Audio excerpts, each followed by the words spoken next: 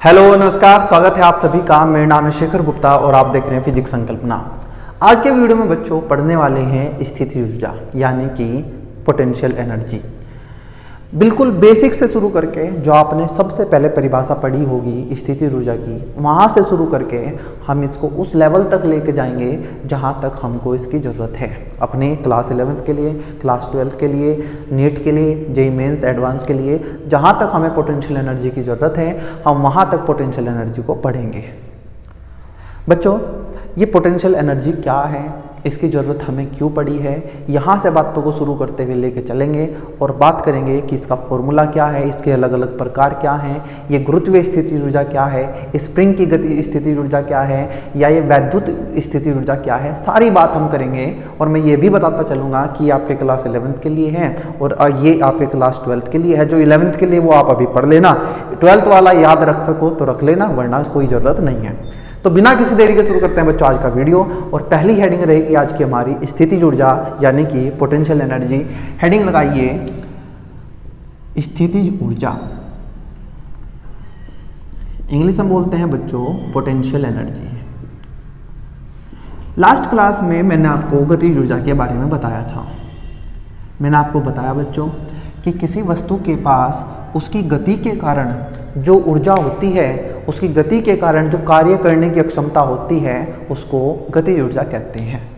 ठीक इसी प्रकार बच्चों जब छोटी क्लास में हमें सबसे पहली बार स्थिति ऊर्जा बताई गई थी तो ये कहा गया था किसी वस्तु की स्थिति के कारण, उसकी बनावट के कारण, उसकी संरचना के कारण उसके पास जो ऊर्जा होती है, उसके पास कार्य करने की जो क्षमता होती है, उसी को स्थिति ऊर्जा कहते हैं।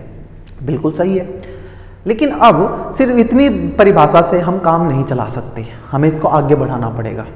मैं आपको अगर कहूँ कि अगर यहाँ कोई वस्तु मेरे सामने है और मैं इसको यहाँ से यहाँ लेता गया तो क्या मैंने इसकी स्थिति परिवर्तन की है? आप कहोगे जी बिल्कुल हमने इसकी स्थिति परिवर्तन की है। अगर मैंने इसकी स्थिति परिवर्तन कर दी तो बच्चों इसकी स्थिति ऊर्जा भी परिवर्तित हो जाएगी। मैंने एक स्प्रिंग लिया, एक स्प्रिंग था मेरे सामने, मैंने उसको ऐसे खींच दिया। क्या हमने इसकी संरचना बदल दी? क्या हमने इसकी बनावट बदल दी? आप कहोगे हाँ ये पहले ऐसा था, हमने इसकी बनावट बदल दी है। और बनावट के कारण ही बच्चों स्थिति ऊर्जा होती है। तो जैसे ही स्प्रिंग की बनावट बदली, संरचना बदली, उसकी स्थिति ऊर्जा भी बदल गई। ठीक है। फिर बात आती है बच्चों ये स्थिति के कारण जो ऊर्जा है तो हमने स्थिति ऊर्जा बोल दिया। इस वर्ड का भी एक महत्व है अपना पोटेंशियल। आपने कभी ना कभी ये वर्ड सुना होगा पोटेंशियल, कि यार क्या तेरे में इतना पोटेंशियल है कि तू ये काम कर देगा, या ये कहा होगा कि मेरे में पोटेंशियल है मैं ये काम कर सकता हूँ। पोटेंशियल मतलब बच्चों अक्षमता, कार्य करने की एबिलिटी या कैपेसिटी, कि हाँ मैं इसको कर सकता हूँ, मेरे पास ये पोटेंशियल है कि मैं कर दूंगा। इसका मतलब जब वस्तुओं के पास उनकी स्थिति, उनकी बनावट, उनकी संरचना के कारण कार्य करने की क्षमता उत्पन्न हो जाती है तो हम कहते हैं कि वो ऊर्जा उनकी स्थिति ऊर्जा है, उनकी पोटेंशियल एनर्जी है। बच्चों जब हमने स्थिति ऊर्जा पढ़ ली थी, जब हमने गति ऊर्जा पढ़ ली थी तो हमें इस स्थिति ऊर्जा की ज़रूरत क्या पड़ी या ये क्यों बनाना हमें पड़ा, उसकी बात थोड़ी देर के लिए कर लेते हैं। मैंने आपके सामने दो एग्जाम्पल रखे बच्चों। पहले एक एग्जाम्पल की बात कर लेते हैं। मैंने कहा ये मेरे पास कोई बॉल है, m द्रव्यमान की बॉल है। मैंने इसको नीचे से ऊपर की तरफ v वेग से फेंका। जब मैंने इसको v वेग से फेंका तो बच्चों इसके पास गतिज ऊर्जा आई। कितनी गतिज ऊर्जा आई? 1/2 mv²। मैंने आपसे पूछा क्या ये बॉल लगातार ऊपर जाती रहेगी? आपने कहा नहीं भैया ये एक जगह जाके कहीं ना कहीं रुकेगी। मैंने कहा किसने रोका? आपने कहा गुरुत्व ने, पृथ्वी लगातार इसको अपनी तरफ खींच रही है, इसलिए लगातार इसका वेग कम होता जाएगा, इसकी चाल कम होती जाएगी और किसी जगह जाके रुक जाएगी। मैंने कहा बहुत बढ़िया। तो क्या इसकी गतिज ऊर्जा बदल रही है? आपने कहा हाँ, क्योंकि चाल लगातार घट रही है तो इसकी गतिज ऊर्जा भी लगातार घटती जाएगी और जिस जगह ये बॉल जाके रुक जाएगी वहाँ गतिज ऊर्जा भी शून्य हो जाएगी, गतिज ऊर्जा। हो सकता है बच्चों मैं पढ़ाते हुए थोड़ा सा फंबल करके कहीं गतिज ऊर्जा को स्थितिज ऊर्जा बोल दूँ, स्थितिज ऊर्जा को गतिज ऊर्जा बोल दूँ। मैं कोशिश करूँगा ऐसा ना हो, लेकिन अगर ऐसा हुआ तो आप उनको पहचान करेंगे कि हाँ ये स्थितिज ऊर्जा थी या जो भी मैं कहना चाहता था। ठीक है। मैंने कहा क्या इसकी गतिज ऊर्जा लगातार कम होती जाएगी? आपने कहा इसकी गतिज ऊर्जा कम होती गई और यहाँ जाके शून्य हो गई। मेरा सवाल आपसे ये है कि ये गतिज ऊर्जा गई कहाँ? आपने कहा कि ऊर्जा का काम होता है कार्य कराना। इस बॉल को ऊपर जाने के लिए गुरुत्व के विरुद्ध कार्य करना पड़ रहा है। पृथ्वी इसको नीचे खींच रही है लेकिन बॉल ऊपर जा रही है, तो इसको ऊपर ले जाने में इस गतिज ऊर्जा ने कार्य किया है, मतलब ये ऊर्जा कार्य करने में व्यय हो गई है। आपने जवाब दिया, मैं आपके इस जवाब को मान भी गया, मैंने कहा ठीक है। लेकिन क्या ये ऊर्जा जो व्यय की है, जो इस के अंदर ये गतिज ऊर्जा थी, जो ऊपर जाते जाते खत्म हो गई है, जिससे इसने कार्य कर दिया, क्या वो हमेशा के लिए खत्म हो गई है या वापस आएगी? आप कहेंगे अगर वो ऊर्जा खत्म हो जाती तो ये बॉल यहीं के यहीं रुकनी चाहिए थी, लेकिन ये बॉल तो वापस आती है। मैंने कहा ये बॉल वहां रुकने के एकदम बाद नीचे आना शुरू हो जाती है। अब इसको नीचे कौन ला रहा है? आप कहेंगे इसको नीचे पृथ्वी ला रही है। मतलब जो कार्य इसने ऊपर जाने में किया था वो कार्य अब हम वापस मिलने लगा, और जब ये वस्तु यहाँ आ जाएगी तो आप कहोगे इसके पास फिर से उतनी ही गति ऊर्जा है जितनी हमने इसको दी थी। जब हमने इसको नीचे से फेंका था इसके पास 1/2 mv² की गति ऊर्जा थी, और जब ये वापस यहाँ लौट के आएगी तो इसका मतलब इसकी गति ऊर्जा फिर से कितनी हो जाएगी? 1/2 mv²। तो बच्चों एक बात हमें समझ आई कि ये गति ऊर्जा ना गई कहीं नहीं थी, ये शायद कहीं छुप गई थी। यहाँ कितनी है? 1/2 mv², कम होती गई कम होती गई कम होती गई कम होती गई कम होती गई, यहाँ 0 हो गई, फिर बढ़ने लगी बढ़ने लगी बढ़ने लगी, फिर से कितनी हो गई? 1/2 mv²। मतलब गतिज ऊर्जा है तो यही, लेकिन वो गायब हो गई थी, कहीं छुप गई थी। छुप गई थी कहाँ छुप गई थी भाई? मैंने कहा इस निकाय में। निकाय कौन? निकाय का मतलब तो ये दो वस्तुएं हैं। मैंने कहा हाँ, एक ये खुद बॉल है और एक बस पृथ्वी है जो उसको अपनी ओर खींच रही है, मतलब यहाँ पृथ्वी और ये वस्तु मिलकर एक निकाय की संरचना कर रहे हैं। मैंने कहा ठीक। आपने कहा कि अच्छा ये गतिज ऊर्जा है तो, लेकिन ये दिख नहीं रही, ये यहाँ है, कम होती गई यहाँ शून्य होगी, मतलब इसने रूप बदल लिया। इसका मतलब बच्चों ये गतिज ऊर्जा इसी निकाय में, इस बॉल और इस पृथ्वी के निकाय में ही, निकाय को इंग्लिश में सिस्टम बोलते हैं बच्चों, इसी सिस्टम में कहीं छुप के बैठी हुई है, और जब हमें इसकी वापस जरूरत है ये हमें वापस मिल जाती है। तो बच्चों यहाँ से हमने क्या किया? एक नया टर्म बनाया, स्थितिज ऊर्जा। हमने कहा ये जो गतिज ऊर्जा है ना, यहाँ से जाते जाते ऊपर जाते जब ये शून्य हुई तो ये गतिज ऊर्जा लगातार स्थितिज ऊर्जा में बदलती गई, और जब यहाँ पहुंची और गतिज ऊर्जा शून्य हो गई तो ये सारी की सारी गतिज ऊर्जा किस में बदल गई थी? स्थितिज ऊर्जा में बदल गई थी। और जब इसको वापस आने के लिए ऊर्जा चाहिए थी, उस स्थितिज ऊर्जा ने वापस इसको कहा कि ले अपनी ऊर्जा ले और वापस चली जा। आपको अब थोड़ा सा अंदाजा हुआ होगा कि हमें स्थितिज ऊर्जा की जरूरत क्यों पड़ी। एक और सिंपल सी बात जो आप फील कर सकते हैं, मैं वही बता रहा हूँ, एग्जाम्पल बहुत सारे हैं इसके। मुझे एक बात बताना बच्चों, ये कोई दीवार है, ये कोई फर्श है, और हमने यहाँ एक स्प्रिंग ऐसे लगा दिया। ये स्प्रिंग ना तो खींचा हुआ है ना दबा हुआ है। स्प्रिंग के बारे में हमने डिटेल में बात कर ली थी, आप ये मत कहना कि हमें स्प्रिंग के बारे में नहीं पता। यहाँ से हमने एक बॉल को ऐसे फेंक के मारा, तो आप ये फील कर पा रहे होंगे जब ये बॉल इस स्प्रिंग से जाके टकराएगी तो ये स्प्रिंग अंदर की तरफ दबेगा। जब ये यहाँ से चली, m द्रव्यमान की बॉल v वेग से चली, तो उसके पास 1/2 mv² की स्थिति गतिज ऊर्जा थी। लेकिन जब ये स्प्रिंग पूरा दब जाएगा, क्या फिर भी ये गेंद आगे की तरफ चलती जाएगी? आप कहोगे नहीं, ये कहीं यहाँ आके ऐसे रुक जाएगी। कितनी गतिज ऊर्जा हो गई? 0। तो हमने कहा गतिज ऊर्जा गई कहाँ? इस बॉल की गतिज ऊर्जा गई कहाँ? पहले मुझे बताओ, क्या ये बॉल यहीं रुकी रहेगी? आप कहेंगे नहीं, ये स्प्रिंग फिर से खुलेगा और इसको वापस दे के मारेगा, और जब ये वापस यहाँ आएगी फिर हम कहेंगे कि इसकी गतिज ऊर्जा कितनी हो गई है? 1/2 mv²। जिस तरीके से यहाँ ये गतिज ऊर्जा कहीं गई नहीं थी, इसने अपना रूप बदल लिया था, इसी तरीके से यहाँ भी ये गतिज ऊर्जा गई कहीं नहीं है, इसने भी अपना रूप बदल लिया, और ये इस स्प्रिंग के अंदर स्थितिज ऊर्जा के रूप में बदल गई है। और जैसे ही इस बॉल को वापस आने के लिए ऊर्जा चाहिएगी, ये स्थितिज ऊर्जा वापस ये ऊर्जा इसको दे देगा, और ये ऊर्जा वापस से फिर क्या बन जाएगी? गतिज ऊर्जा। ये ऊर्जा कहाँ संचित हुई, कहाँ स्टोर हुई, कहाँ छिप के बैठी? आप कहोगे स्प्रिंग के अंदर। यहाँ निकाय कौन बना रहा है? यहाँ एक बॉल है और एक स्प्रिंग है। ये बॉल और स्प्रिंग मिलके एक निकाय बना रहा है, एक सिस्टम बना रहा है। यहाँ ये स्थिति ऊर्जा कहाँ बनी थी, कहाँ रही थी, कहाँ स्टोर हुई थी? आप कहोगे इस बॉल और वो पृथ्वी जो है उसके निकाय में कहीं संचित थी। तो बच्चों एक बात हमें समझ आई कि ये जो स्थितिज ऊर्जा है ये तभी हो पा रही है जब दो चीजें हैं, एक बॉल है, एक पृथ्वी है, एक बॉल है, एक स्प्रिंग है। अगर मैं कहूँ कि पृथ्वी ना होती, गुरुत्व का बल ना होता, मैं इस बॉल को ऊपर फेंकता, क्या ये बॉल रुकती? आप कहते कैसे रुकती? रोका तो इसको पृथ्वी ने है, तो ये तो लगातार ऊपर जाती। ये लगातार ऊपर जाती तो गतिज ऊर्जा परिवर्तन ना होता, परिवर्तन ना होता तो हमें स्थितिज ऊर्जा की जरूरत ना पड़ती। आपने कहा मुझे बात समझ आ गई है कि मैं स्थितिज ऊर्जा की बात सिर्फ तभी करूंगा जब एक निकाय बनेगा। एक अकेली वस्तु जब होगी ना, तब नहीं मैं स्थितिज ऊर्जा की बात करूंगा। मैं अगर बॉल की बात करता अकेला, पृथ्वी ना होती, तो स्थितिज ऊर्जा की तो कोई बात ही ना करनी पड़ती, ये गतिज ऊर्जा चेंज ही ना होती। इसी तरीके से अगर ये स्प्रिंग ना होता, ये बॉल स्प्रिंग से ना टकराती, सीधा चलती रहती, तो भी हम ये कहते हैं कि हमें स्थितिज ऊर्जा की कोई ज़रूरत नहीं है। मतलब स्थितिज ऊर्जा की बात तभी करनी है बच्चों जब दो ऑब्जेक्ट हों, दो वस्तुएं हों, एक निकाय हो, दो या दो से ज़्यादा वस्तुएं हों, कोई दिक्कत नहीं, लेकिन एक अकेले के बारे में हम स्थितिज ऊर्जा की बात नहीं कर सकते। मैं कहूँ कि ये स्प्रिंग है, लो ये रखा है यहाँ, बताओ इसकी स्थितिज ऊर्जा। आप कहोगे क्या स्थितिज ऊर्जा? कहीं दबा है ना, खुला है ना दबा है। दबाएगा कौन? कोई दूसरी वस्तु।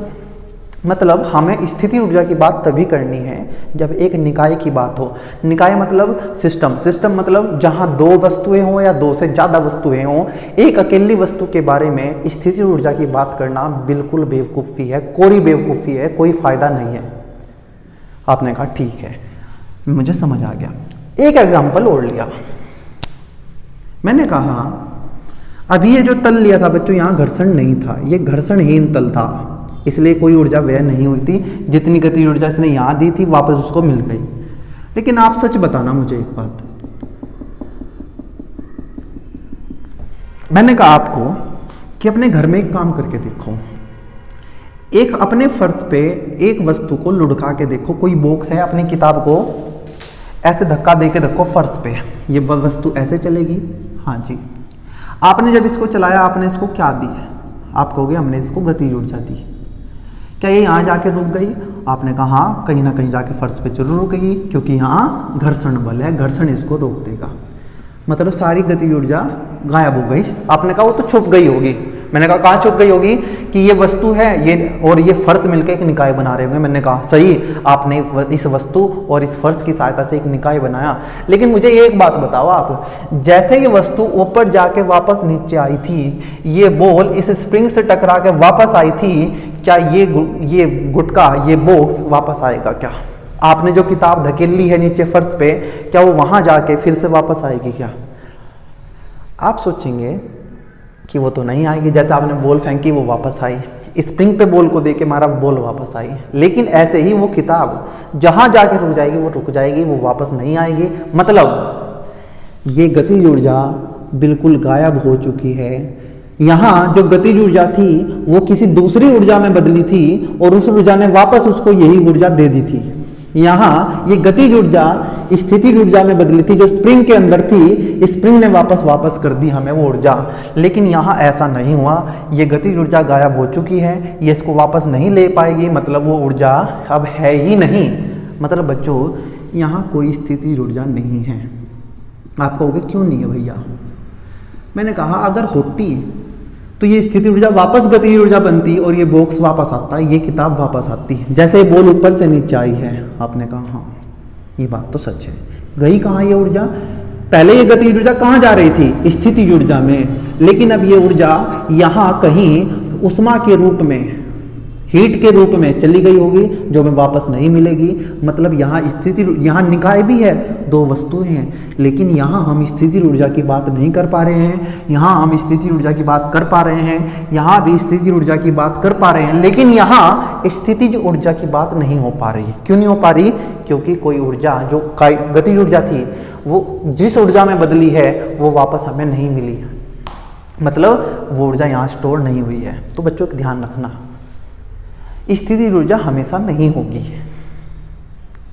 ध्यान सुनना, स्थिति ऊर्जा हमेशा नहीं होगी। यहाँ है हाँ, यहाँ है हाँ, यहाँ है नहीं है। कब होगी? जब गुरुत्व का बल होगा जो कि एक संरक्षी बल है, जब एक स्प्रिंग का बल होगा जो एक संरक्षी बल है, जब एक घर्षण बल होगा तब स्थिति ऊर्जा नहीं होगी, क्योंकि घर्षण बल असंरक्षी बल है। तो इसका मतलब हमें दो बातें पता चली स्थिति ऊर्जा के बारे में, कि पहली बात तो स्थितिज ऊर्जा एक अकेली चीज की, एक अकेली वस्तु की नहीं हो सकती। स्थितिज ऊर्जा तभी होगी जब कम से कम दो वस्तुएं हों या एक निकाय बना हो जिसमें दो वस्तु या दो से ज्यादा वस्तुएं हैं। आपने कहा क्लियर। दूसरी बात, चाहे एक निकाय भी है लेकिन स्थितिज ऊर्जा तब भी नहीं हो सकती अगर बल असंरक्षी हैं। स्थितिज ऊर्जा केवल संरक्षी बलों के लिए ही, गुरुत्व का बल, स्थितिज ऊर्जा, स्प्रिंग का बल और वैद्युत बल जो आगे क्लास 12th में पढ़ना है उनके लिए ये परिभाषित है। हमने संरक्षी और असंरक्षी बल डिटेल में पढ़ रखा है। मतलब स्थितिज ऊर्जा की बात हमें तब नहीं करनी है जब कहीं हमें घर्षण बल दिखाई दे जाए या इसके अलावा भी कोई असंरक्षी बल दिखाई दे जाए तो हम कहेंगे हम स्थितिज ऊर्जा की बात नहीं करेंगे। अब आगे बढ़ते हैं बच्चों और इसको हटा के अब अपने नोट्स बनाना शुरू करते हैं। यहाँ से जितना मुझे समझाना था वो मैंने समझा दिया। अभी आगे इसकी मैथमेटिकल परिभाषा पे भी चलेंगे, इसका सूत्र भी हम देखेंगे। आपने कहा ठीक। 1 मिनट बच्चों, बस 1 मिनट। पहली हेडिंग आप लगाना स्थितिज ऊर्जा, नोट्स के बारे में बता रहा हूं आपको, और लिखना किसी वस्तु की स्थिति या उसकी संरचना के कारण वस्तु के पास जो ऊर्जा होती है उसको उसकी स्थितिज ऊर्जा कहते हैं, या उसकी स्थिति के कारण, उसकी संरचना के कारण उसमें जो कार्य करने की क्षमता आ गई है उसको स्थितिज ऊर्जा कहते हैं। आपने समझ आ गया। फिर नोट डालना बच्चों, नोट। पहली बात कि एक अकेली वस्तु की स्थितिज ऊर्जा नहीं हो सकती, या ऐसे लिखना अच्छे से, एक अकेली वस्तु की स्थितिज ऊर्जा परिभाषित नहीं है। स्थितिज ऊर्जा केवल दो या दो से अधिक वस्तुओं के एक निकाय की परिभाषित है। अगर एक अकेली वस्तु ही, हम उसकी स्थितिज ऊर्जा नहीं निकाल सकते। आपने कहा ठीक। स्थितिज ऊर्जा केवल संरक्षी बलों के लिए परिभाषित है। अगर असंरक्षी बल होंगे हम स्थितिज ऊर्जा की बात नहीं करेंगे, हम स्थितिज ऊर्जा की केवल तभी बात करेंगे जब उस वस्तु पर कार्य करने वाले बल संरक्षी बल हों। आपने कहा ठीक है, ये भी बात समझ आ गई। एक नई बात और सुनो। नई बात यह है बच्चों कि अगर मैं ये कह दूं कि ये पृथ्वी है, ये बॉल यहाँ है, तो मैं कहूँ इस बॉल की अब यहाँ स्थितिज ऊर्जा बताओ। आपने कहा क्या एक निकाय बन रहा है? मैंने कहा हाँ, पृथ्वी है और ये वस्तु है, निकाय बना है। ठीक। वस्तु पे कौन सा बल लग रहा है? आपने कहा गुरुत्व का बल लग रहा है। क्या गुरुत्व का बल एक संरक्षी बल है? आपने कहा हाँ, इसका मतलब स्थितिज ऊर्जा की बात होगी। मैंने कहा यहाँ स्थितिज ऊर्जा बताओ। मैंने कहा यहाँ इसकी स्थितिज ऊर्जा नहीं निकाल सकते। आपने कहा भैया क्या मजाक कर रहे हो, इतनी देर से होगी बात कर रहे कि यह निकाय होगा तब होगी, संरक्षी बल होगा तब होगी, दोनों चीजें तो हैं, तो आप कह रहे हो फिर भी स्थितिज ऊर्जा नहीं है। मैंने कहा रुको तो, किसी एक जगह पर स्थितिज ऊर्जा बताना पॉसिबल नहीं है, संभव नहीं है। किसी एक स्थिति पर स्थितिज ऊर्जा बताना संभव नहीं है। हम दो स्थितियों के बीच होने वाली स्थितिज ऊर्जा के परिवर्तन को बता सकते हैं। मैंने कहा कि वस्तु यहाँ है, आप स्थितिज ऊर्जा बताओ, मुझे नहीं पता। मैंने कहा स्थितिज ऊर्जा, वस्तु यहाँ है, स्थितिज ऊर्जा बताओ, मुझे नहीं पता। मैंने कहा यहाँ से यहाँ जाने में स्थितिज ऊर्जा में जो परिवर्तन हुआ है वो बता दोगे क्या? आपने कहा हाँ, परिवर्तन हम बता देंगे।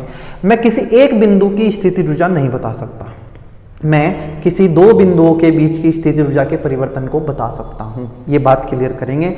इससे पहले अगर आपको कोई भी डाउट रहेगा, आगे कुछ भी समझ आने वाला नहीं है। फिर से बात सुनो। एक अकेली वस्तु की स्थितिज ऊर्जा नहीं बताई जा सकती। स्थितिज ऊर्जा बताने के लिए हमें कम से कम दो वस्तुएं या एक निकाय की जरूरत हमें पड़ती है। जैसे एक पृथ्वी और बॉल ने निकाय बनाया, बॉल और स्प्रिंग ने एक निकाय बनाया, दो आवेश क्लास 12th में आप जाके पढ़ोगे वे एक निकाय बनाएंगे, दो द्रव्यमान वे एक निकाय बनाएंगे। अकेले द्रव्यमान की स्थितिज ऊर्जा नहीं होगी, अकेले आवेश की स्थितिज ऊर्जा नहीं होगी, अकेली बॉल की स्थितिज ऊर्जा नहीं हो सकती। आपने कहा ठीक है, ये बात समझ आ गई। मैंने कहा स्थितिज ऊर्जा केवल तभी संभव है जब वस्तुओं पर लगने वाले बल केवल संरक्षी बल हो। अगर असंरक्षी बल लगा तो हम कहेंगे स्थितिज ऊर्जा नहीं होगी, कोई परिभाषा नहीं है। आपने कहा ठीक है। क्या मैं एक बिंदु पर स्थितिज ऊर्जा बता सकता हूं? आपने कहा स्थितिज ऊर्जा एक बिंदु पर नहीं बता सकते, दो बिंदुओं के बीच स्थितिज ऊर्जा में होने वाले परिवर्तन को बताया जा सकता है। जैसे कि मैं कह दूं कि यहाँ एक द्रव्यमान m है, यहाँ एक द्रव्यमान m है, तो क्या इनकी स्थितिज ऊर्जा बताई जा सकती है? आप कहोगे सुनना, दो वस्तुएं हाँ, निकाय है हाँ, क्या एम पे बल लगाएगा? बिल्कुल। कौन सा बल लगाएगा? गुरुत्व बल। आगे हम इसी बुक में अपना गुरुत्वाकर्षण वाला चैप्टर पढ़ेंगे बच्चों, वहाँ हम पढ़ेंगे कि दो द्रव्यमान हमेशा एक दूसरे को आकर्षित करते हैं और इसको गुरुत्वाकर्षण का बल कहते हैं। और गुरुत्वाकर्षण का बल भी एक संरक्षी बल है। आपने कहा ठीक है, दो वस्तुएं, हाँ। निकाय है, हाँ। संरक्षी बल है, हाँ। स्थितिज ऊर्जा होगी, मैंने कहा हाँ। बताओ कितनी है? आपने कहा बता नहीं सकते। क्या बात हुई? हाँ, एक जगह नहीं बता सकते। मैं ये बता सकता हूं कि ये पहले द्रव्यमान कहीं और थे, अब ये यहां है, तो यहां से यहां लाने में स्थितिज ऊर्जा में कितना परिवर्तन हुआ है वो मैं बता सकता हूं। मैं यहां इनकी स्थिति ऊर्जा को नहीं बता सकता। मैंने कहा ऐसे ही, मैंने कहा ये देखो, ये एक आवेश है, ये एक आवेश है। क्लास 12 में पढ़ेंगे पहले ही चैप्टर में कि दो आवेश एक दूसरे को आकर्षित भी कर सकते हैं, प्रतिकर्षित भी कर सकते हैं, और जिस बल से ये आकर्षित कर रहे हैं या प्रतिकर्षित कर रहे हैं उसको वैद्युत बल बोलते हैं। और बच्चों ये भी एक संरक्षी बल है। मैंने आपसे पूछा क्या दो चीजें हैं? आपने कहा निकाय बन रहा है, आपने कहा हाँ। बल संरक्षी है, मैंने कहा हाँ। बताओ स्थितिज ऊर्जा? आप कहोगे बता नहीं सकते। मैं ये बता सकता हूं कि ये पहले आवेश जहां थे वहां से यहां तक लाने में इनकी स्थितिज ऊर्जा में जो परिवर्तन हुआ है वो मैं बता सकता हूं। किसी एक जगह की स्थितिज ऊर्जा को बताना संभव नहीं है। आपने कहा अब हमें, मुझे उम्मीद है बच्चों थोड़ा सा लेवल बढ़ा है, चीज़ हो सकता है मुश्किल हो समझने, थोड़ी सी मुश्किल हो सकती है, ज़्यादा नहीं। इसलिए आप एक दो बार में इसको अच्छे से रिवाइज करके इसको अच्छा कर लें, इसको कमजोर ना छोड़ दें। किसको? स्थितिज ऊर्जा को। आगे बढ़ते हैं। अब इसका बच्चों फॉर्मूला देखते हैं। क्या देखते हैं? फॉर्मूला। बच्चों जब हमारे सामने स्थितिज ऊर्जा आई गई तो स्थितिज ऊर्जा को परिभाषित करने की भी जरूरत पड़ी। तो परिभाषा ये दी गई, ध्यान से सुनना, कि स्थितिज ऊर्जा में जो परिवर्तन होता है, पहली बात तो ये ध्यान रखनी है, जो बार बार बोल रहा हूँ, कि स्थितिज ऊर्जा नहीं बताई जा सकती, स्थितिज ऊर्जा में परिवर्तन बताया जा सकता है। यहाँ कितनी स्थितिज ऊर्जा है पता नहीं है, यहाँ कितनी है पता नहीं है, यहाँ से यहाँ कितना परिवर्तन आया है स्थितिज ऊर्जा में वो हमें पता है या हम वो बता सकते हैं। तो परिभाषा भी स्थितिज ऊर्जा में परिवर्तन की ही दी गई, ना कि स्थितिज ऊर्जा की। आप कहोगे स्थितिज ऊर्जा की परिभाषा पढ़ी थी, स्थिति के कारण जो ऊर्जा होते हैं वो मैं मैथमेटिकल परिभाषा की बात कर रहा हूँ, सूत्र की। परिभाषा कहती है कि स्थितिज ऊर्जा में जो परिवर्तन होता है वो होता है ऋणात्मक कार्य के। जो कार्य किसने किया है? संरक्षी बलों ने। ध्यान से सुनना बच्चों, मैं भी इसको लिख के भी बताऊंगा, लेकिन पहले आप ये समझेंगे। ये क्या है? ये है बच्चों स्थितिज ऊर्जा में परिवर्तन। स्थितिज ऊर्जा में परिवर्तन। स्थितिज ऊर्जा तो निकाली ही नहीं जा सकती, हम केवल परिवर्तन ही निकाल सकते हैं। और वो किसके बराबर है? संरक्षी बलों के द्वारा।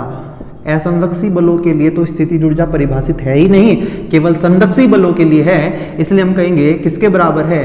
संरक्षी बलों के द्वारा किए गए ऋणात्मक कार्य के बराबर होती है।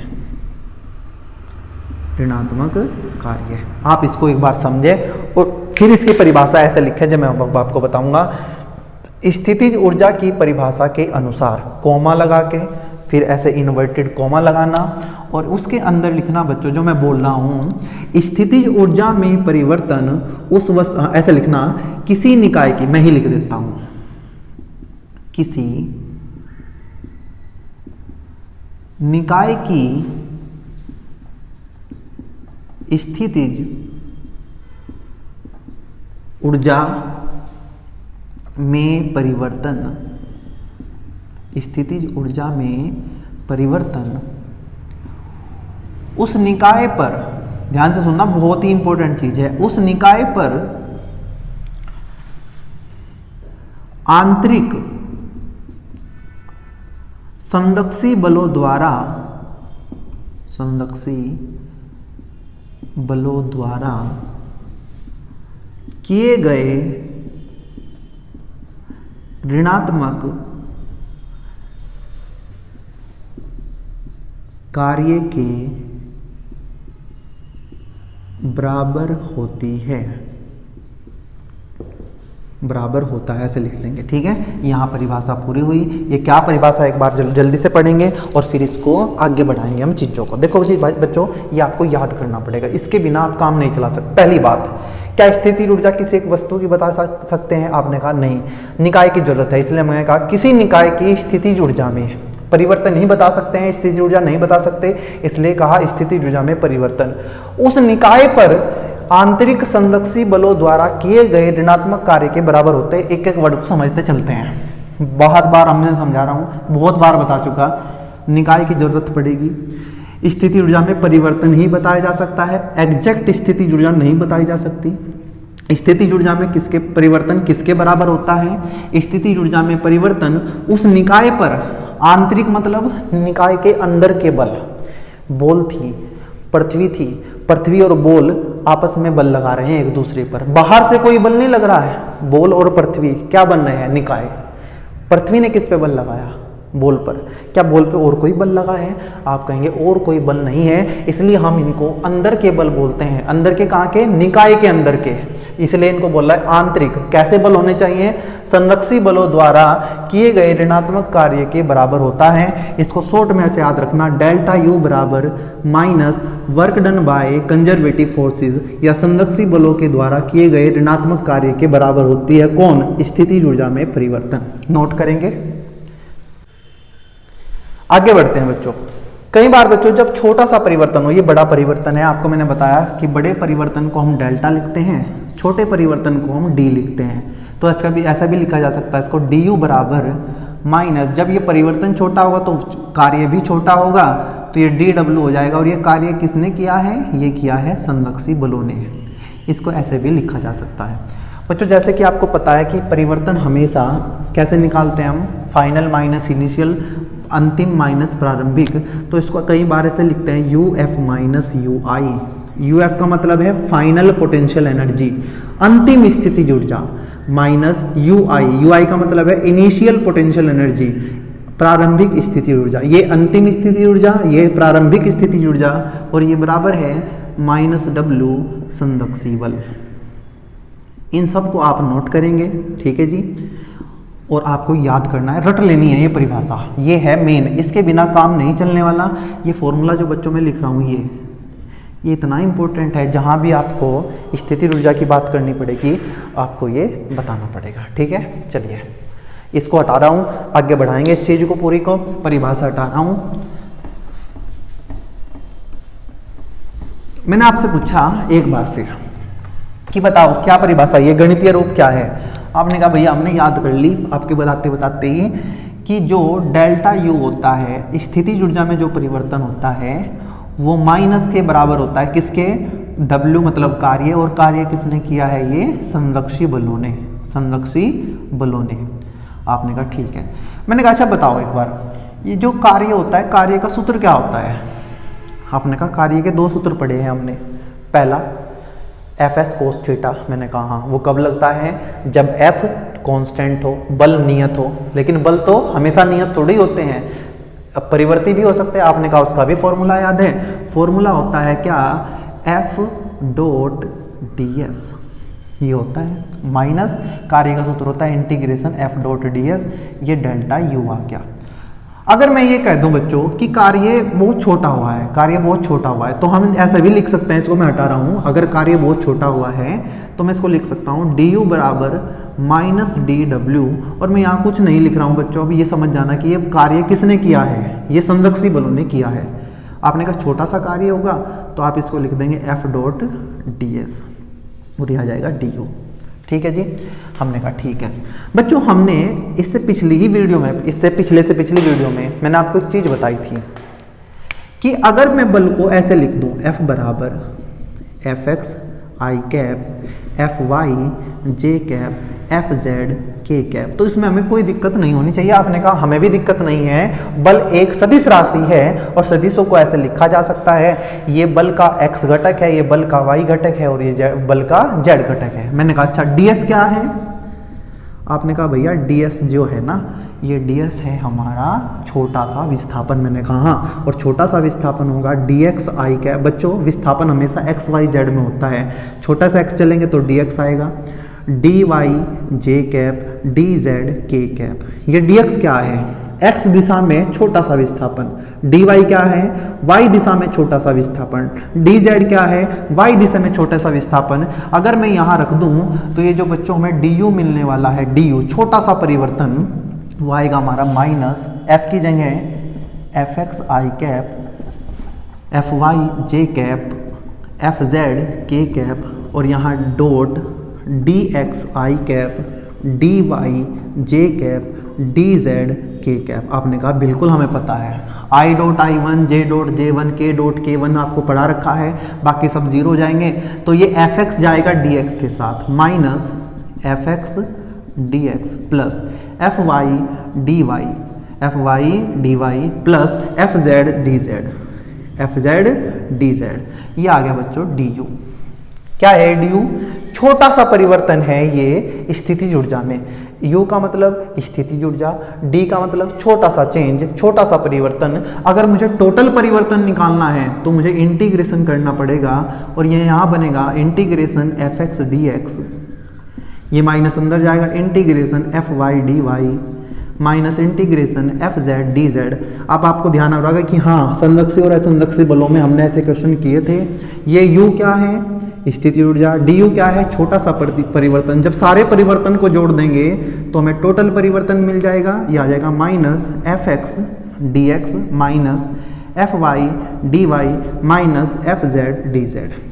आपने कहा हमें समझ आ गया। मैंने कहा आपको यहाँ से क्या समझ आया? आपने कहा भैया हमें ये समझ आया कि अगर हमें बल दे दिया जाए कुछ इस तरीके से i cap j cap k cap में, तो हम दो बिंदुओं के बीच स्थितिज ऊर्जा में परिवर्तन निकाल सकते हैं। मैंने कहा मान लीजिए मैं दो बिंदु जो हैं, एक है x1 y1 z1 और दूसरा बिंदु है x2 y2 और z2। आपने कहा ठीक है, मुझे इन दो बिंदुओं के बीच स्थितिज ऊर्जा में परिवर्तन निकालना है। आपने कहा कोई दिक्कत नहीं, यहाँ लिमिट डाल देते हैं a से b। x में कहाँ से गए x1 से x2, तो हम यहाँ लिखेंगे x1 से x2, यहाँ y1 से y2 और यहाँ z1 से z2। इस तरीके से हम ये लिमिट डाल के दो बिंदुओं के बीच जब बल दिया हो, बल कैसा होना चाहिए संरक्षी बल, संरक्षी बल दिया हो तो हम दो बिंदुओं के बीच स्थितिज ऊर्जा में परिवर्तन इस सूत्र की सहायता से निकाल लेंगे। एक सवाल करके आपको मैं समझाता हूँ, फिर आगे बढ़ेंगे। उम्मीद है आपको समझ आ गया होगा। इसको नोट कर लेना ऐसे बॉक्स में और यहाँ कहीं शॉर्ट में लिख लेना कि अगर संरक्षी बल दे के दो बिंदुओं के बीच क्या पूछ लिया जाए स्थिति ऊर्जा में परिवर्तन, तो ये काम करना है अगर बल इस तरीके का दिया है। नोट कर लो, इसको क्वेश्चन करते हैं। मैं इसको उठा रहा हूँ बच्चों।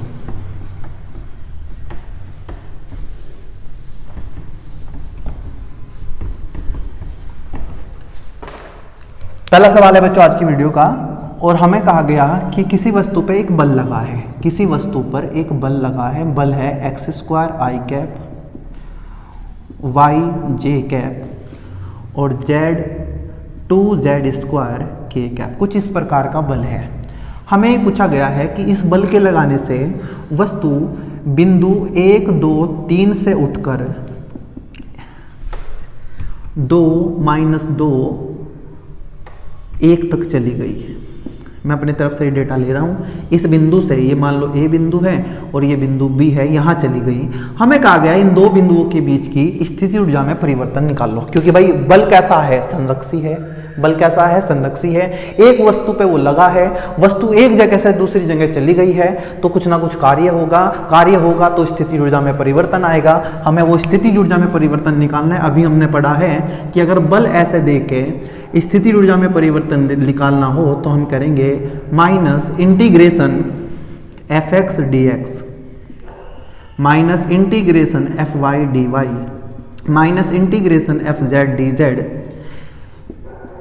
fx कितना है, जो यहाँ बच्चों i के साथ होता है ना, वो x दिशा का बल होता है, मतलब fx, ये है x स्क्वायर dx।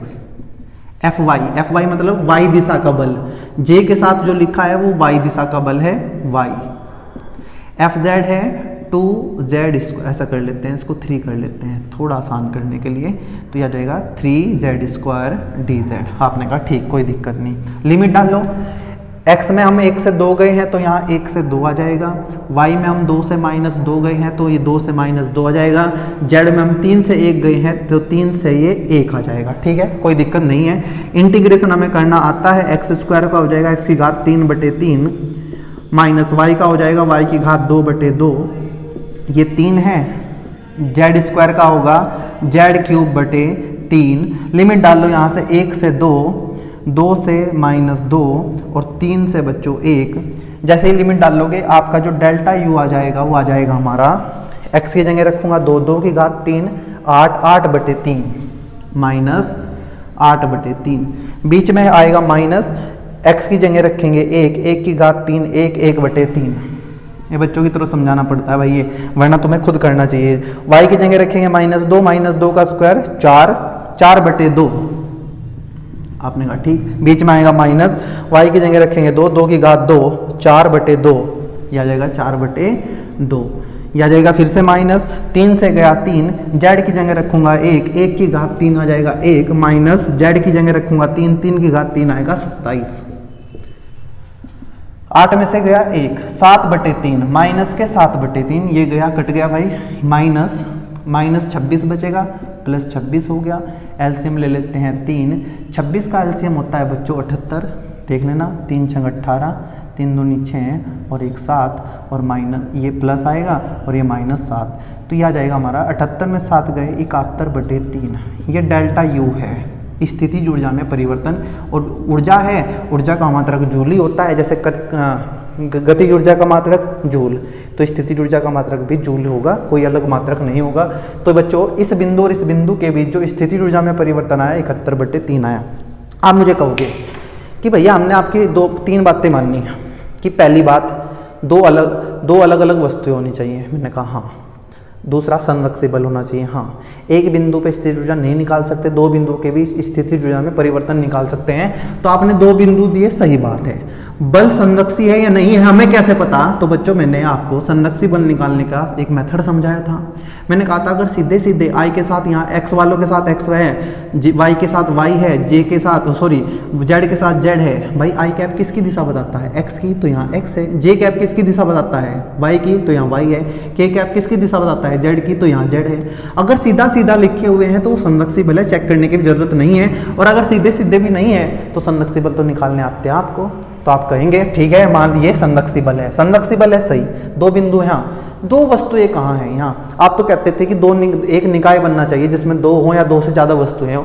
यहाँ तो हमें ये कहा गया कि एक वस्तु पे एक बल लगाया। तो बच्चों ध्यान से सुनना, जब आपको केवल ये बोल दिया जाए कि एक वस्तु है इस पर बल लग रहा है, तो खुद से दूसरी वस्तु का पृथ्वी मान लेंगे। मान लीजिए कहीं ना कहीं हम पृथ्वी के ऊपर ही ये सारा काम कर रहे हैं, तो हम इस निकाय की जो बात करेंगे वो क्या होगा? पृथ्वी का और इस वस्तु का निकाय होगा। और बच्चों ध्यान रखना, ये जो संरक्षी बल हैं ये निकाय के अंदर ही लगने चाहिए। ऐसा नहीं कि कोई और बाहर से बल लगा दे इस वस्तु पे, ऐसा नहीं चलेगा। हमें निकाय के अंदर के ही बलों की बात करनी, इसलिए मैंने परिभाषा में आंतरिक संरक्षी बल लिखवाया था। कई बार कुछ किताबों में आंतरिक वर्ड यूज नहीं करते, केवल संरक्षी बल यूज करते हैं। लेकिन आपको ध्यान रखना है कि ये जो संरक्षी बल है ये निकाय के अंदर के बल होने चाहिए, सिस्टम के अंदर के बल होने चाहिए, मतलब ये आंतरिक संरक्षी बल हैं। ठीक है, उम्मीद है समझ आ गया। इस क्वेश्चन को करने के बाद आपको ये महसूस हुआ कि अगर मुझे बल ऐसे दे दिया और 2 बिंदुओं के बीच स्थिति ऊर्जा में परिवर्तन पूछेगा तो मैं सारा काम करूंगा। इससे बढ़ के ये कह देगा कि मान लेते हैं इस बिंदु पे स्थिति ऊर्जा 10 जूल है, तो बी पे बताओ कितनी। चला कहाँ से? यहाँ से, तो ये प्रारंभिक स्थिति है। पहुँचे कहाँ? यहाँ, तो ये अंतिम स्थिति है। प्रारंभिक स्थिति की गतिज ऊर्जा को हम UI मान लेंगे, अंतिम स्थिति की ऊर्जा को हम UF मान लेंगे। और परिवर्तन को बच्चों हम हमेशा लिखते हैं फाइनल माइनस इनिशियल। ये आया है 71/3। U फाइनल मुझे निकालनी है, U इनिशियल मुझे पता है 10 है, तो यह आ जाएगा 71/3। U फाइनल आ जाएगा 71/3 प्लस 10, 10 तिया 30, 101/3 जूल। आप कहोगे भैया आपने तो अभी ये कहा था कि एक बिंदु की स्थिति ऊर्जा नहीं निकाल सकते, तो ये कैसे आई? तो ये मैंने निकालनी नहीं है, ये मुझे दी गई है। मैं खुद से नहीं निकाल सकता है कि एक 10 जूल कैसे आई है। हाँ, मैंने मान भी सकता हूँ, मैं स्थिति ऊर्जा को कहीं भी कुछ भी मान सकता हूँ बच्चों। हाँ, ये बात ध्यान रख, लिख लेना कहीं कि हम स्थितिज ऊर्जा को कहीं भी कुछ भी मान सकते हैं, कहीं भी कुछ भी। मैंने कहा यहाँ इसने 10 दी तो हम 10 लेंगे, लेकिन अगर ये 10 ना देता ना, आप इसको अपनी मर्जी से कुछ भी मान लो, ठीक है, आप इसको अपनी मर्जी से कुछ भी मान लो। आप इसको 20 मान लोगे तो यहाँ 20 जुड़ जाएगा, इसको 30 मान लोगे 30 जुड़ जाएगा, यहाँ 0 मान लो तो ये 0 जुड़ जाएगा। लेकिन एक बात ध्यान रखो कि आप इसको भले ही कुछ भी मान रहे हो, इन दोनों के बीच का अंतर रहेगा इतना ही, अंतर नहीं बदलेगा। दो बिंदुओं के बीच की स्थितिज ऊर्जा का अंतर वही रहेगा जो आया है। किसी एक बिंदु की स्थिति ऊर्जा आप कुछ भी मान लो, कोई दिक्कत नहीं है, दूसरे की स्थिति ऊर्जा भी उसी के हिसाब से बदलती रहेगी, लेकिन इन दोनों के बीच का अंतर नहीं बदलेगा। ये लिख लेना कि कहीं भी किसी भी जगह स्थिति ऊर्जा को कुछ भी मान सकते हैं, कहीं भी कुछ भी मान सकते हैं। दूसरी बात, कहीं भी कुछ भी मान लो, कोई दिक्कत नहीं, लेकिन दो बिंदुओं की स्थिति ऊर्जा के बीच में जो परिवर्तन है उस पर कोई प्रभाव नहीं पड़ेगा, वो हमेशा उतना ही रहेगा जितना वो है। आपने कहा ठीक है, बात समझ आ गई। आगे बढ़ते हैं बच्चों और बात करेंगे कुछ स्थिति ऊर्जा के जो अलग अलग प्रकार हैं उनकी, ठीक है। हेडिंग लगा लीजिए आप, स्थितिज ऊर्जा के प्रकार।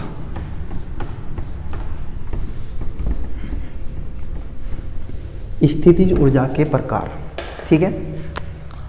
आप कहेंगे कि अब थोड़ा थोड़ा मुझे ऐसा लगता है कि भले ही आपको कितना भी अच्छा पढ़ाया जाए, लेकिन जो पहली बार चीज़ें हम पढ़ते हैं उनमें थोड़ा टाइम लगता है।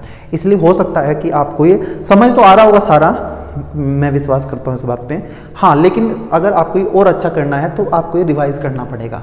आप ये नहीं कर सकते कि एक बार पढ़ लिया और फिर छोड़ दिया, भूल जाओगे चीज़ें, ठीक है।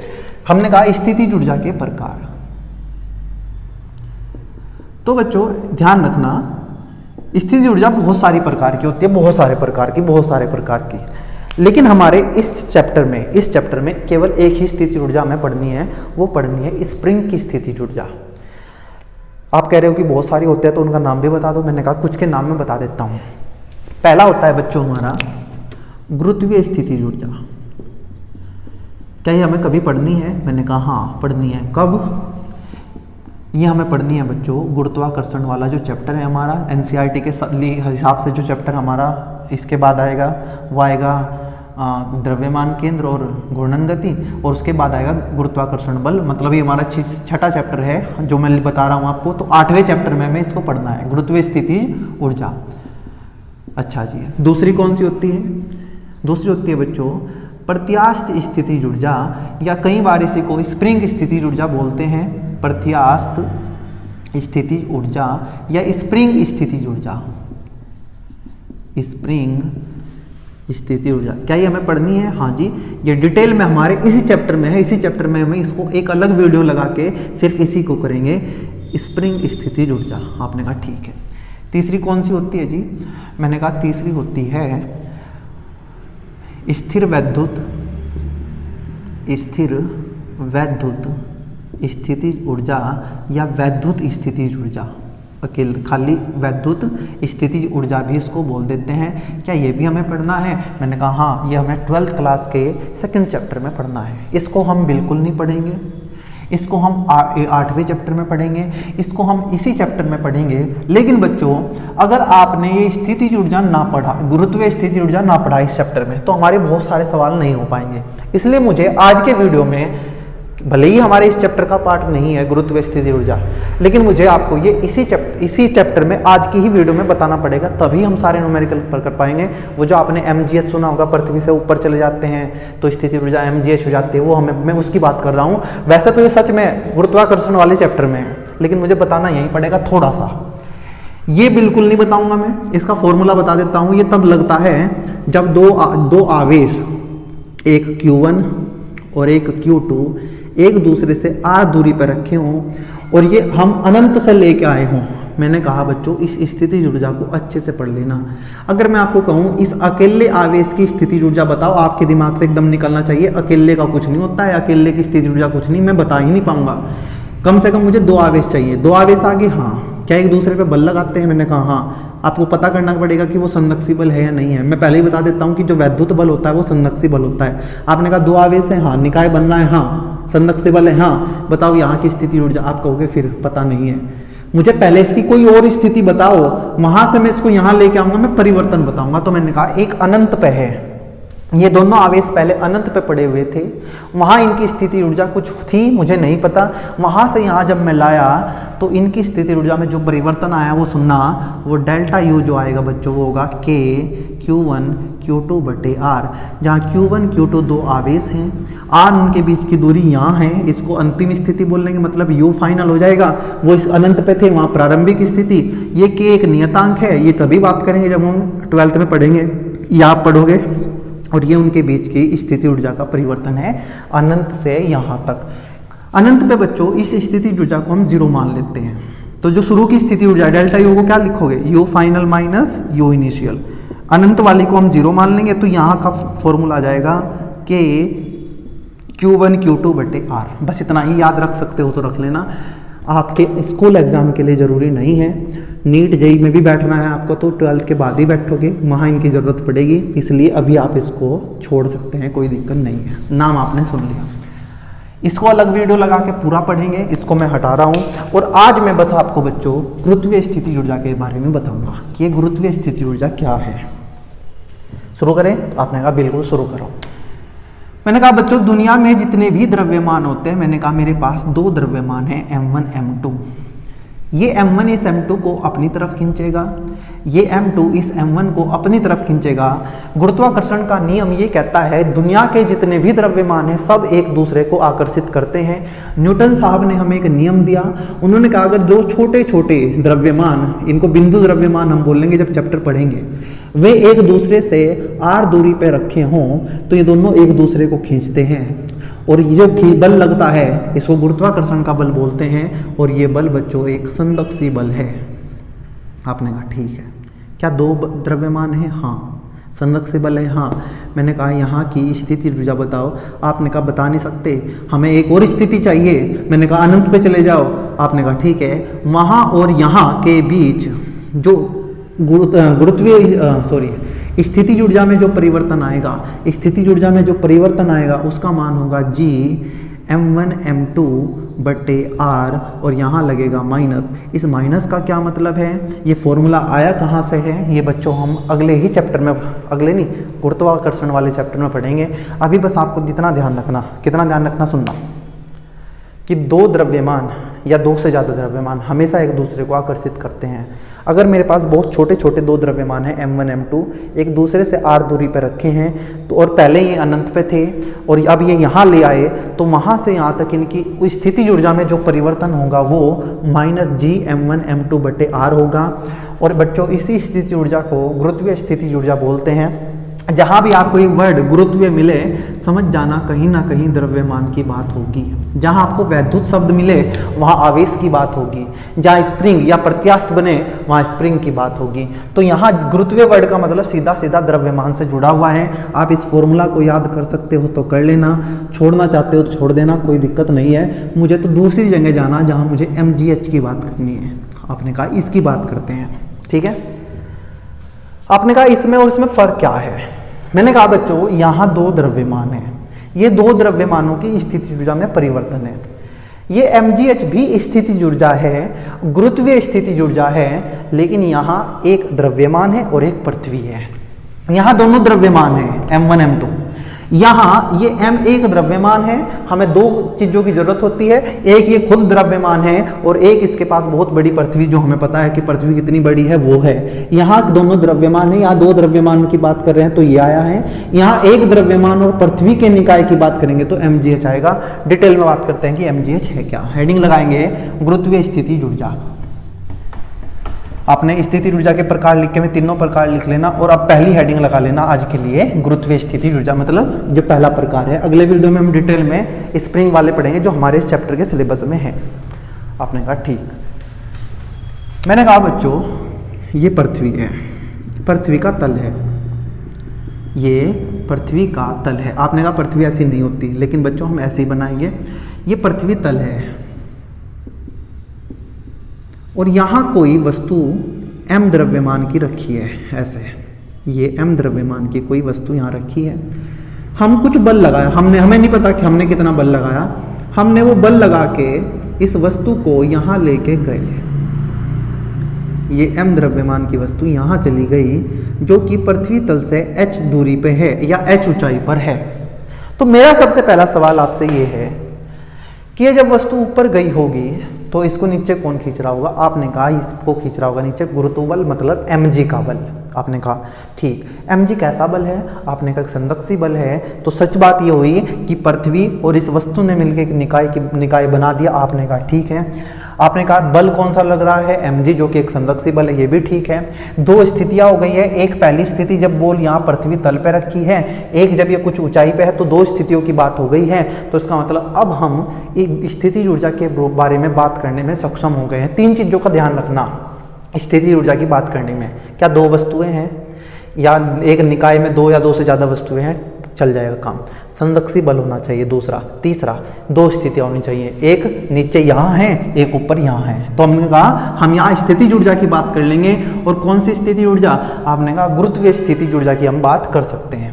मैंने आपसे पूछा कि आप क्या पढ़ के आए स्थिति ऊर्जा के बारे में? आपने कहा डेल्टा यू बराबर माइनस संरक्षी बलों के द्वारा किया गया कार्य। मैंने कहा ठीक है। तो अब आप अभी इसको भूल जाओ थोड़ी देर के लिए, आप सिर्फ ये बल निकाल के दो। आप मुझे बताओ यहाँ कौन सा बल है? आपने कहा यहाँ mg का बल है। सच बताओ जल्दी से, समझ आ रहा है? नहीं। मैंने कहा संरक्षी बल कौन है? यहाँ mg। तो मुझे उस mg का कार्य बताओ कि इस mg ने कितना कार्य किया। आपने कहा अभी बताते हैं। कार्य का सूत्र होता है बच्चों Fs cos थीटा। आपने कहा हाँ, ये तो तब लगता है जब बल नियत हो। हमने कहा mg का बल नियत है। बच्चों ये g बदल सकता है, ध्यान नहीं रखना। g जब बदलेगा जब हम पृथ्वी से बहुत ज़्यादा ऊंचाई पे चले जाएंगे। बहुत ज़्यादा ऊंचाई मतलब 200 किलोमीटर 300 किलोमीटर पे चले जाएंगे, तब g का मान थोड़ा सा बदलेगा। इसलिए मैं ये कह रहा हूँ कि अगर हमारा ये ऊंचाई बहुत ज़्यादा नहीं है, हम 1 किलोमीटर 2 किलोमीटर की बात कर रहे हैं, ऐसे भी मैं बॉल फेंकूंगा तो यहाँ तो ये मीटरों में जाएगी, 100 मीटर चली जाएगी ज़्यादा से ज़्यादा। इसलिए मैं कह रहा हूं कि h बहुत ज्यादा नहीं है तो g नहीं बदलेगा, g नहीं बदलेगा तो mg नहीं बदलेगा, मतलब mg एक नियत बल है। यहाँ विस्थापन कितना हुआ है? आपने कहा वस्तु ऊपर की तरफ h गई है। मैंने कहा अच्छा। मैंने कहा थीटा कितना है? आपने कहा बल नीचे है, वस्तु गई ऊपर है, विपरीत दिशा है, थीटा 180 होगा, कोस 180 होता है माइनस, तो आ जाएगा माइनस mgh। तो मुझे एक बात बता दो बस, जब मैं इस बल को इस A बिंदु से B बिंदु तक लेके गया तो गुरुत्व बल ने कितना काम किया? आपने कहा माइनस mgh। और ये गुरुत्व बल ही तो संरक्षी बल है। आपने कहा हाँ, ये कितना आ गया? Minus mgh। इस wmg की जगह हमने माइनस mgh रखा तो मुझे ये पता चला कि माइनस माइनस प्लस mgh हो गया है। मतलब ये जो डेल्टा u है, ये डेल्टा u कितना है? mgh। इसका मतलब आपको क्या पता चला? आपको ये पता चला कि जब कोई वस्तु पृथ्वी तल के आसपास, मैं बहुत दूर की बात नहीं कर रहा हूं, पृथ्वी तल से ऊपर की तरफ h दूरी जाए या h दूरी नीचे आए तो उसकी स्थिति ऊर्जा में परिवर्तन mgh होगा। अभी हम ऊपर की बात कर लेते हैं, ऊपर की बात कर लेते हैं, नीचे वाला बताऊंगा। देखो यहां से यहां वस्तु गई कितनी ऊपर है? आपने कहा h, तो कितना कार्य करना पड़ा? Minus mgh। इस सूत्र में रखा, माइनस ने माइनस को प्लस mgh कर दिया। ये हमारा क्या आया है? स्थिति ऊर्जा में परिवर्तन। जब कोई वस्तु पृथ्वी तल से h ऊपर जाएगी तो उसकी स्थिति ऊर्जा में mgh का परिवर्तन होगा। उस वस्तु की स्थिति ऊर्जा कितनी बदल जाएगी? mgh। क्या मैं अभी बार बार आपसे ये कहता रहा हूँ क्या मुझे यहाँ की स्थिति ऊर्जा पता है? आपने कहा भैया हमें यहाँ की स्थिति ऊर्जा कैसे पता होगी? किसी एक बिंदु की स्थिति ऊर्जा नहीं पता, मैंने इसको ui मान लिया, शुरू की स्थिति ऊर्जा। यहाँ कितनी है मुझे पता नहीं है यहाँ कितनी है, लेकिन मान ले uf है, तो मैं डेल्टा u को लिख सकता हूँ uf माइनस ui बराबर mgh। तो तुम्हें क्या पता चला? पहली बात लिख लेना कहीं इसको बनाने के बाद सब कुछ, कि अगर कोई वस्तु पृथ्वी तल से h ऊपर जाए, पृथ्वी तल से h ऊपर जाए तो उसकी स्थिति ऊर्जा में जो परिवर्तन होता है वो mgh होता है। कितना होता है? mgh। क्या मैंने आपको ये बताया कि स्थिति ऊर्जा को कहीं भी कुछ भी मान सकते हैं? आपने कहा हाँ। तो बच्चों किया क्या जाता है ज़्यादातर कि पृथ्वी तल की स्थिति ऊर्जा को 0 मान लिया जाता है। ये माना गया है, ये कोई पक्की बात नहीं है। इसलिए जब ui को मैं 0 रखूंगा तो ये आ जाएगा mgh। तो कुछ लोग ये भी कह देते हैं कि जब कोई वस्तु पृथ्वी तल से h ऊंचाई पर होती है, h ऊंचाई पर, तो उसकी स्थिति ऊर्जा mgh होती है। अब आप समझ गए होंगे कि ये पूरी तरीके से सच नहीं है। ये तब सच है जब मैं यहाँ की स्थिति ऊर्जा को शून्य मान लूँगा। यहाँ शून्य नहीं मान लूँगा तो यहाँ mgh नहीं होगी। मैं यहाँ 10 मान लूँ तो यहाँ -10 होकर उधर +10 हो जाएगा, तो ये आ जाएगा mgh +10। मैं यहाँ 20 मान लूँ तो यहाँ +20 हो जाएगा। मैं यहाँ -10 मान लूँ तो mgh -10 हो जाएगा। आपने कहा ठीक है, लेकिन परिवर्तन तो हमेशा कितना ही आएगा, mgh। ये अभी बता क्या था, आप कहीं भी किसी भी जगह स्थिति ऊर्जा को कुछ भी मान लो, दो बिंदुओं के बीच स्थिति ऊर्जा में जो परिवर्तन होगा वो उस बात पे डिपेंड नहीं कर रहा है कि आपने कहाँ क्या मानना है स्थिति ऊर्जा को। आप यहाँ कुछ भी मानते रहो, लेकिन इनके बीच जो परिवर्तन है वो हमेशा mgh होगा। आप यहाँ 0 मान लोगे तो यहाँ mgh होगा, यहाँ 10 मान लोगे तो यहाँ mgh +10 होगा, यहाँ 20 मान लोगे तो mgh +20 होगा, लेकिन अंतर तो कितना ही है, mgh। क्या मैं यहाँ भी स्थिति ऊर्जा को 0 मान सकता हूँ? हाँ, कहीं मान लो, आपकी मर्जी, कहीं भी मान लो। अब एक बात ये भी देख लेते हैं कि अगर वस्तु नीचे आए, या ये कहो कि पृथ्वी तल से h नीचे जाए। वैसे इस बात का कोई लॉजिक है तो है नहीं कि पृथ्वी तल से नीचे जाने पे होगा।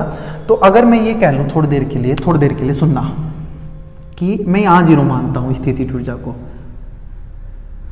ये कितना है ui, इसको हमने यहाँ मान लिया, और थोड़ी देर के लिए कहते हैं कि ये जो दूरी है, ऐसा कर लेते हैं इस वाले को, मैं कुछ समझाना चाह रहा हूँ वो ध्यान रखना। ये टोटल कितना है h, यहाँ से ये कितना है h, मैंने कहा तो ये टोटल हो जाएगा, ये हो जाएगा ऊपर वाला यहाँ से यहाँ तक का h - h। भाई टोटल कितना है h है, ये कितना है h, तो बचा कितना h - h।